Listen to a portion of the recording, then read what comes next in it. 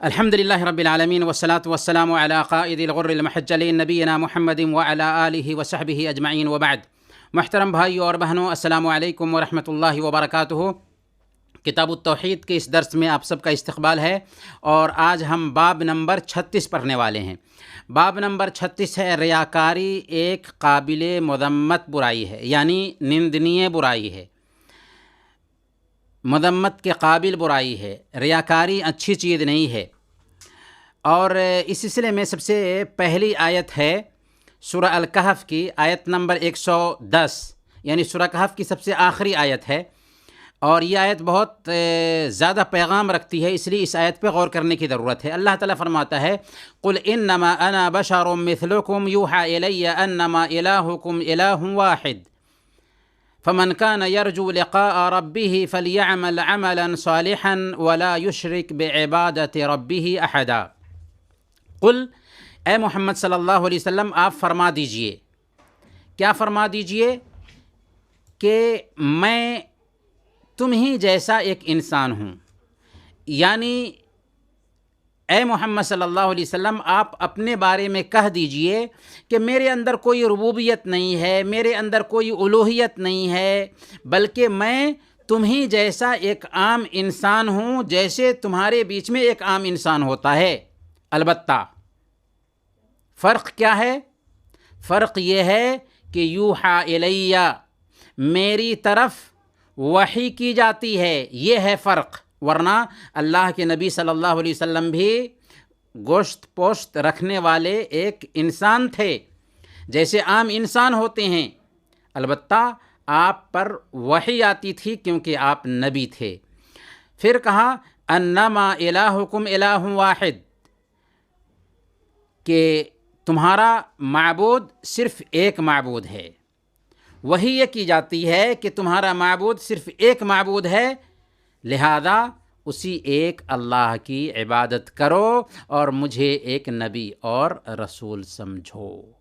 اللہ کے نبی صلی اللہ علیہ وسلم کے اندر الوہیت نہیں تھی، اللہ کے نبی صلی اللہ علیہ وسلم کے اندر ربوبیت نہیں تھی، اللہ کے نبی صلی اللہ علیہ وسلم ایک عام انسان تھے، لیکن آپ نبی تھے، آپ پر وحی آتی تھی۔ اس کے بعد کہا فمن کان یرجو لقاء ربہ، جو کوئی بھی اللہ تعالی سے ملاقات کا امیدوار ہو، جو کوئی اپنے رب کی ملاقات کی امید رکھتا ہو، گویا کہ اس سے پتہ یہ چلتا ہے کہ کل قیامت کے دن اللہ کے نیک بندے جو جنت میں جانے والے ہوں گے، وہ اللہ تعالیٰ کو فیس ٹو فیس دیکھیں گے۔ تو جو کوئی بھی اللہ سے ملاقات کی امید رکھتا ہو، اسے کیا کرنا ہوگا؟ فَلْيَعْمَلْ عَمَلًا صَالِحًا وَلَا يُشْرِكْ بِعِبَادَةِ رَبِّهِ أَحَدًا، اسے چاہیے کہ وہ نیک عمل کرے اور اپنے رب کی عبادت میں کسی دوسرے کو شریک نہ ٹھہرائے۔ کوئی بھی عمل نیک عمل کب بنتا ہے؟ جبکہ وہ عمل سنت کے مطابق ہو۔ اگر کوئی عمل سنت کے مطابق نہیں تو وہ عمل نیک نہیں کہلائے گا۔ اللہ کے نبی صلی اللہ علیہ وسلم کے طریقہ کے مطابق وہ عمل نہیں ہے، اللہ کے نبی صلی اللہ علیہ وسلم کے بتائے ہوئے اصول کے مطابق وہ عمل نہیں ہے، تو اگرچہ وہ نیکی کا کام ہے، لیکن وہ نیک عمل نہیں کہلا سکتا، اور وہ ہمارے چہرے پر بھی مار دیا جائے گا۔ تو گویا کہ بنیادی طور پر اس میں اللہ تعالیٰ فرماتا ہے کہ اسے چاہیے کہ جو کوئی بھی اپنے رب کی ملاقات کا امیدوار ہو، وہ نیک عمل کرے اور اپنے رب کی عبادت میں کسی دوسرے کو شریک نہ ٹھہرائے۔ دو باتیں کہی گئی یہاں پر، نیک عمل، اور ہم نے کہا کہ کوئی بھی عمل اس وقت تک نیک نہیں ہوتا جب تک کہ وہ سنت کے مطابق نہ ہو۔ اسی لیے فضیل بن عیاض رحمۃ اللہ علیہ لِيَبْلُوَكُمْ أَيُّكُمْ أَحْسَنُ عَمَلًا، کہ تاکہ اللہ تعالیٰ تمہیں آزمائے کہ تم میں سے بہتر عمل کرنے والا کون ہے۔ تو بہتر عمل کی تفسیر کرتے ہوئے کہتے ہیں کہ اخلصہ و اصوبہ، یعنی وہ عمل خالص اللہ کے لیے ہو اور سنت کے مطابق ہو۔ تو اس آیت کے اندر بھی یہی پیغام دیا جا رہا ہے کہ کوئی بھی عمل اس وقت تک قابل قبول نہیں ہوگا جب تک کہ وہ عمل خالص اللہ تعالیٰ کے لیے نہ ہو اور سنت کے مطابق نہ ہو۔ گویا کہ اس آیت کریمہ میں عمل کی قبولیت کی 2 شرطیں بتائی گئی ہیں، اور ہم اس سے پہلے بھی آپ کو بتا چکے ہیں کہ عمل کی قبولیت کی 2 شرطیں ہوتی ہیں، ایک اخلاص اور دوسری مطابعت، یعنی سنت کے مطابق وہ عمل ہو اور خالص اللہ رب العالمین کے لیے اس عمل کو انجام دیا جائے۔ تو اس آیت میں بنیادی طور پر اس بات کا پیغام ہے کہ کوئی بھی عمل اللہ تعالیٰ تبھی قبول کرے گا جب کہ وہ خالص ایک اللہ کے لیے ہو، اور اسی طریقے سے اس کے اندر ریاکاری نہ ہو، اس کے اندر دکھلاوا نہ ہو، اس کے اندر نام و نمود نہ ہو۔ اس عمل کو صرف اللہ رب العالمین کے لیے انجام دیں اور واہ واہی مطلوب نہ ہو اس کام میں۔ آگے کی حدیث ہم پڑھتے ہیں، یہ حدیث صحیح مسلم کی ہے۔ اللہ کے نبی صلی اللہ علیہ وسلم بیان فرماتے ہیں، ابو ہریرہ رضی اللہ تعالیٰ عنہ اس حدیث کے راوی ہیں، کہ اللہ تعالیٰ ارشاد فرماتا ہے۔ گویا کہ یہ حدیث کون سی حدیث کہلاتی ہے بتائیے؟ یعنی اگر اللہ کے نبی صلی اللہ علیہ وسلم کہیں کہ اللہ تعالیٰ فرماتا ہے تو اس کو کون سی حدیث کہیں گے؟ کون بتائیں گے؟ حدیث قدسی۔ بہت اچھا، اس کو حدیث قدسی کہتے ہیں۔ اللہ تعالیٰ فرماتا ہے، انا اغنى الشركاء عن الشرك من عمل عملا اشرك معي فيه غيري تركته وشركه، کہ میں تمام شریکوں سے بڑھ کر بے نیاز ہوں، بے پرواہ ہوں، مستغنی ہوں۔ یعنی جتنے بھی شرکاء ہیں جن کو شریک ٹھہرایا جاتا ہے، ان تمام شریکوں سے میں بے پرواہ ہوں، بے نیاز ہوں۔ من عمل عملا، اللہ فرماتا ہے کہ میں تمام شریکوں سے بے نیاز ہوں۔ من عمل عملا، جس نے کوئی عمل کیا، جس نے کوئی نیکی کا کام کیا، اشرک معی فیہ غیری، جس میں میرے ساتھ کسی دوسرے کو شریک ٹھہرایا، کوئی بھی کام کیا اس میں میرے ساتھ کسی دوسرے کو بھی شریک ٹھہرایا، ترکتہ وشرکہ، تو میں اس کو بھی چھوڑ دیتا ہوں اور اس کے شرک کو بھی چھوڑ دیتا ہوں۔ تو اللہ کو شرک کرنے والے کی بھی پرواہ نہیں ہوتی اور اس کے عمل کی بھی پرواہ نہیں ہوتی۔ اس لیے کوئی بھی ہم عمل کریں گے تو خالص اللہ رب العالمین کے لیے وہ عمل انجام پانا چاہیے۔ اور ظاہر سی بات ہے کہ شرک یہ اخلاص کے اپوزٹ ہے، اسی طریقے سے ریاکاری بھی اخلاص کے اپوزٹ ہے۔ تو اس کے اندر شرک کی بھی مذمت بیان کی گئی ہے اور ریاکاری کی بھی مذمت بیان کی گئی ہے، کہ ایک بندہ کوئی بھی عمل کرتا ہے وہ خالص اللہ رب العالمین کے لیے انجام دے۔ اگر اس کے اندر ریاکاری آ جاتی ہے، اگر اس کے اندر شرک آ جاتا ہے، تو اللہ رب العالمین اس کو ہمارے چہرے پر مار دیتا ہے اور اس کی اللہ رب العالمین کو کوئی ضرورت نہیں ہوتی۔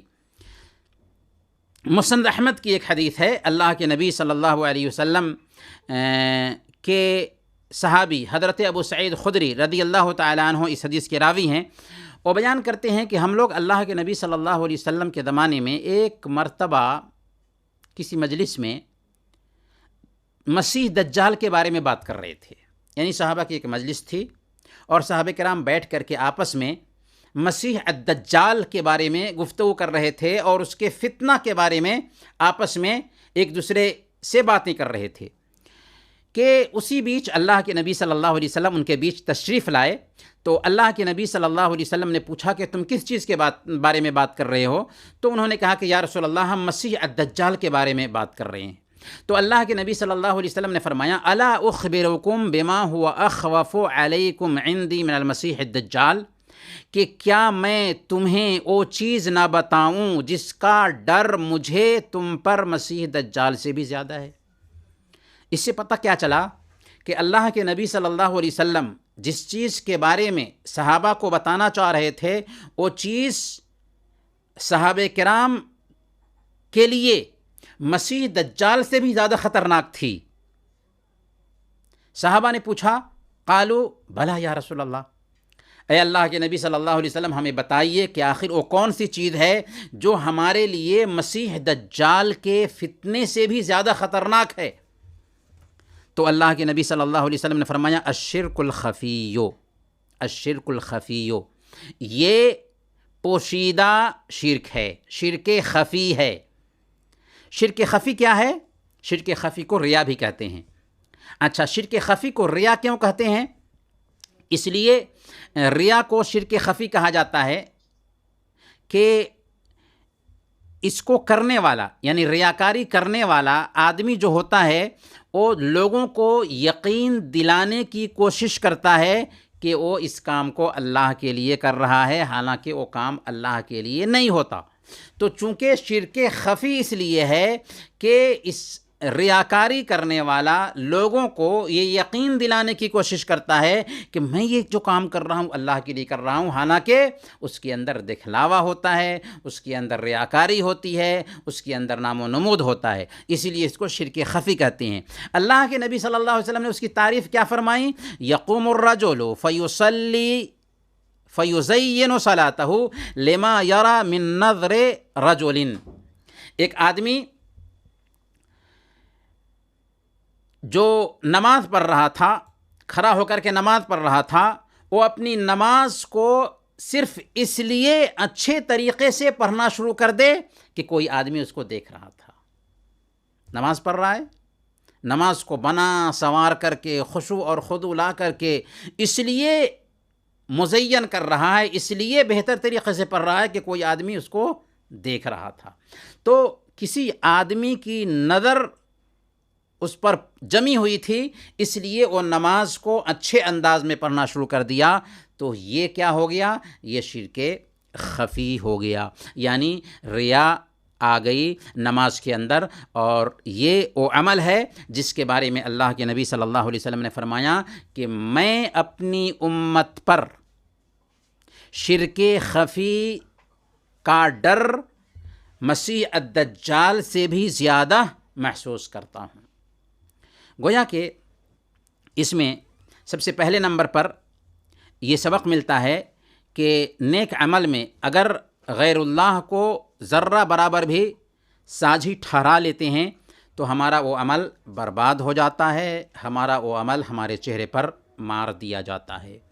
اسی طریقے سے اس میں یہ بھی سبق ملتا ہے کہ اگر کسی عمل میں غیر اللہ کو، اللہ کے علاوہ کسی اور کو شریک ٹھہرا لیا جائے تو اس کے برباد ہونے کا اہم سبب، بنیادی وجہ یہ ہے کہ اللہ تعالی شرک سے بے نیاز ہے، ریاکاری سے بے نیاز ہے، اس لیے اللہ تعالی ایسے عمل کو جس کے اندر کسی دوسرے کو دکھلانے کے لیے وہ عمل کیا گیا یا کسی دوسرے کو شریک ٹھہرایا گیا، اللہ تعالیٰ اس عمل کو قبول نہیں کرتا، کیونکہ اللہ تعالیٰ ریا سے اور شرک سے بے نیاز ہے۔ اسی طریقے سے اس کی ایک وجہ یہ بھی ہے کہ اللہ رب العالمین تمام شرکاء سے بے نیاز ہے، اس لیے اللہ رب العالمین کے لیے اگر کوئی عبادت کی جا رہی ہے تو اس عبادت میں کسی دوسرے کو شریک نہیں ٹھہرایا جا سکتا۔ اگر شریک ٹھہراتے ہیں تو اللہ تعالیٰ اس عبادت کو بھی ہمارے چہرے پر مار دیتا ہے اور ہم سے بھی اللہ تعالیٰ بے نیاز ہو جاتا ہے۔ اور اس درس سے ہمیں یہ سبق بھی ملتا ہے کہ صحابہ کرام رضوان اللہ علیہم اجمعین کے بارے میں اللہ کے نبی صلی اللہ علیہ وسلم کو ریاکاری کا ڈر تھا، اسی لیے اللہ کے نبی صلی اللہ علیہ وسلم نے یہ بات بتائی۔